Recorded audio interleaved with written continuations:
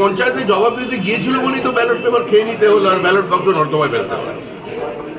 মানুষ জবাব দিয়েছিল বলেই তো রাত্রি 1টার সময় মহিলাদের কাছ থেকে ভিডিওদের দিয়ে যে উইনিং সার্টিফিকেট কেড়ে পুনর্গণনার মধ্যে দিয়ে তাকে পরাজিত করা হয়।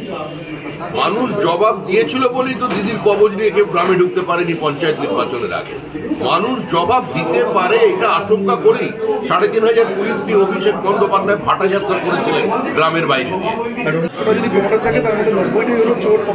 এই মুহূর্তে আমরা একটা অসুস্থ সমাজের মধ্যে দিয়ে আছে আর একটা গভীর অসুখ এখন সমাজে।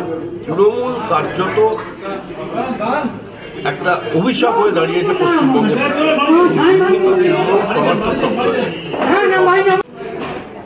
অতিরিক্ত নিয়োগ তো সরাসরি বাতিল হওয়া উচিত, আমরা অনেকদিন ধরে শুনছি, কিন্তু নিয়োগ কবে শুনবো?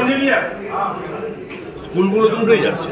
আমরা চাই স্কুল নিজের ছন্দে ফিরুক, যাদের মেধা প্রতারিত হয়েছে তারা বিচার পাক এবং মেধার উপরে নির্ভর করে প্রয়োজনে স্কুলের শিক্ষক নিয়োগ শুরু হোক। তবে তৃণমূল কংগ্রেসকে দিয়ে কোনো স্বচ্ছতার সঙ্গে মেধার মর্যাদা দিয়ে নিয়োগ সম্ভব নয়। আদালতকে এগিয়ে আসতে হবে, সমস্ত স্টেক হোল্ডারদের